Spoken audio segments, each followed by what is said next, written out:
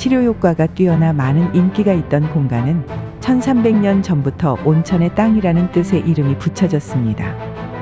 이곳에 임금의 휴양을 위한 궁궐이 조성되었고 근대에 철도와 호텔이 조성되면서 지금의 아산 중심지가 형성되었습니다.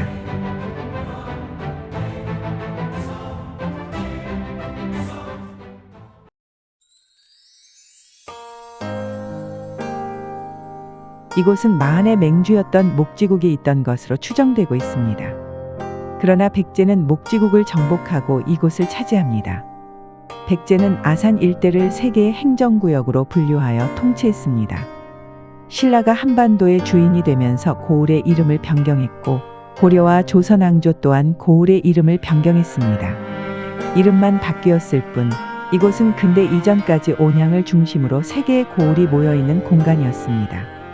이 고을들의 이름들은 현재 아산의 지명으로 남아있습니다. 이곳은 서울도시철도 1호선의 종착역이 있는 공간입니다.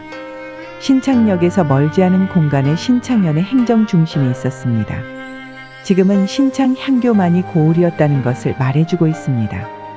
신창초등학교의 행정을 담당했던 관청 건물이 있었고 과거의 가로망은 지금까지도 고스란히 남아있습니다.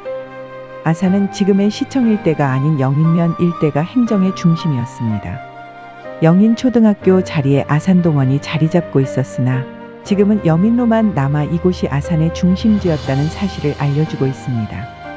아산은 토정 이지함이 수령으로 부임하던 공간이었습니다. 1578년 아산 현감으로 임명되어 가난한 사람들을 위한 정책을 수립하기도 했습니다. 그러나 이지함은 구휼 정책을 펼치던 도중 내하에서 사망했습니다. 이 소식을 들은 주민들은 여민로 앞에 모여 통곡을 했으며 누군가 현감을 일부러 살해했다는 소문도 있었습니다. 이곳은 이순신 장군이 성장했던 공간이기도 했습니다. 임진왜란이 한창이던 1597년 일본군은 아산을 습격했고 이 과정에서 이순신의 셋째 아들 이면이 전사한 공간입니다.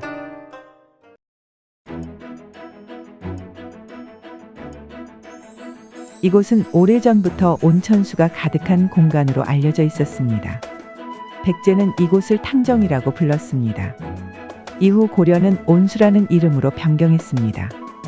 당시 온수의 중심지는 현재의 온양온천역 일대가 아닌 읍내동에 있었습니다. 행정 중심이 있던 마을의 형태는 지금과 크게 다르지 않으며 온양천을 중심으로 한 시가지 형태였습니다. 배방산에는 유사시 대피 장소였던 산성을 갖춘 도시였습니다. 1442년 온수연이 군으로 승격하면서 온양으로 변경되었습니다. 세종대왕은 온천을 개발하며 휴양을 위한 행궁을 조성하였는데 왕이 자주 행차하는 고을이 되자 주민들의 불만과 원성이 높아지게 되었습니다. 따라서 지역민을 위한 특채 과거 시험을 진행하기도 했습니다. 지금은 한적한 마을이 되었지만 아직도 향교와 동원 건물은 남아 있습니다. 왕들의 방문이 잦아졌기 때문에 행정시설도 점차 규모 있게 변화했습니다.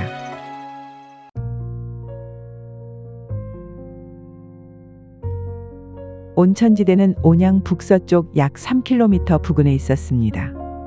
신라의 성덕왕도 이곳에서 휴양하였고 고려 문종 또한 이곳으로 행차하여 온천을 찾았습니다. 온양온천은 황해도의 평산온천과 함께 치료 효과가 좋다고 알려진 온천 중 하나였습니다. 조선이 건국된 이후 태조가 가장 먼저 온양온천을 방문했고 합병증을 앓았던 세종대왕이 이곳을 초수행궁으로 개발했는데 온양 출신이었던 맹사성의 권유 때문이었습니다. 행궁은 지금의 온양관광호텔 자리였습니다. 세종대왕은 주민들에게 민폐가 될 것을 우려하여 규모를 작게 지었습니다. 중앙에 집무실을 두고 동서로 2개의 침실이 있었으며 남북으로 탕이 있는 구조였습니다. 세종대왕은 자신이 행차하지 않을 때 주민들이 활용할 수 있도록 용도를 변경했습니다. 그러나 임진왜란 당시 온양행궁은 파괴되었습니다. 온양행궁이 다시 건설된 것은 1665년 이후였습니다. 현종은 민폐를 의식해 소박하게 건설했으나 점차 증축하면서 규모가 있는 행궁으로 변화했습니다. 사도세자와 정조가 연관된 영궤대도 남아 있습니다. 임금뿐 아니라 왕실 어른들도 이 공간을 사용하게 되면서 공간이 세분화되기 시작했습니다. 임금의 행차시 약 900명에서 7,500명까지 이르는 대규모 인원을 수용해야 했기에 행궁 주변으로 임시 초막들이 세워지기도 했고 민가가 징발되기도 했습니다. 온양행궁은 흥선대원군의 별장으로 사용되는 등 오랫동안 왕실의 온천으로 때로는 주민들의 휴양지로 활용되었습니다. 그러나 수익성을 생각했던 일본에 의해 강탈당했고 철도가 온양행궁으로 지나가게 되자 도시의 중심축은 변화하기 시작했습니다.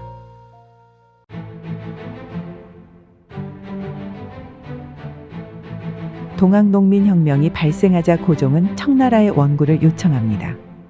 그러나 이미 청나라는 이모군란 이후 일본과 텐진 조약을 맺은 상태였고 청나라가 조선에 파병하자 일본 또한 군대를 조선에 파견합니다. 일본은 조선을 점령할 계획으로 경복궁을 점령하고 가보회란을 일으켰습니다.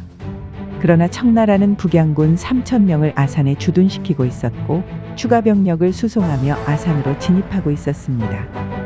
일본군은 아산만 앞 풍도에서 청나라의 수송선을 기습하며 전멸시키기에 이르렀습니다. 풍도해전을 시작으로 조선 땅에서 청나라를 압도하기 시작했고 결국 조선 침탈이 시작되었습니다.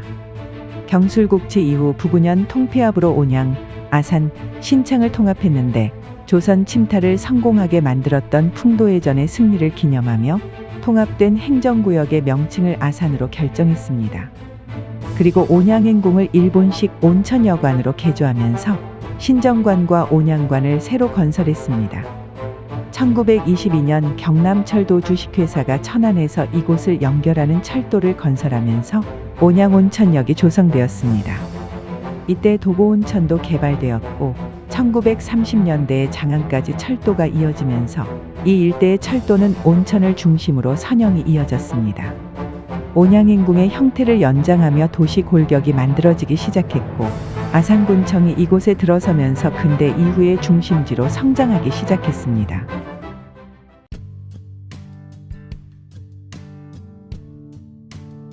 일본이 개조했던 온양온천은 전쟁의 영향으로 파괴되었습니다. 온양온천과 온양온천역을 중심으로 한 시가지는 6.25 전쟁 이후 급격히 성장하기 시작했습니다. 1980년대 성장한 시가지를 중심으로 아산군으로부터 독립하고 온양시로 승격하며 온양이라는 이름이 부활하는 듯 했으나 1995년 온양시는 아산군과 합쳐지며 아산시로 이름이 변경되며 현재에 이르게 되었습니다. 행궁이 있던 공간에는 관광호텔이 건설되며 휴양지로서 명맥을 유지했습니다. 그러나 기술이 발달하며 다른 지역에서도 온천들이 개발되자 온양온천의 위상은 흔들리게 되었습니다. 아산은 원래 세계의 독자적인 고을이 모여 이야기를 간직한 공간이었습니다. 온양은 유황온천으로서 자연의 혜택을 받은 지역으로서 많은 임금들의 사랑을 받은 공간이었습니다. 서울 도시철도 1호선이 연결되면서 도시의 빠른 성장을 목격했으나 정작 도시의 유서 깊은 문화는 사라지고 있는 현실입니다. 우리 손으로 근대 도시를 계획하지 못했으며 일제강점기에 아산이라는 이름으로 통합된 탓도 있으나 정작 물리적 계획은 50년 전 방식이 유지되면서 다양했던 도시 문화는 사라지거나 잊혀졌습니다. 세계 곳곳에는 지방임에도 불구하고 독특한 문화를 보유하며 정체성을 드러내는 도시들이 많습니다. 그 도시들은 독특한 자연경관과 자원을 보존하고 오랫동안 이어진 도시 문화를 현대 문화와 연결하며 공존하고 있습니다. 아산은 다양성이 곳곳에 숨어 있거나 감춰졌기에 가능성이 높은 도시입니다. 아산을 다시 매력적으로 만드는 일, 지역 주민들에게 폐를 끼칠 일을 걱정하며 온천을 개발하고 주민들도 함께 이용할 수 있도록 설계한 온양행궁에서 생각해 봅니다.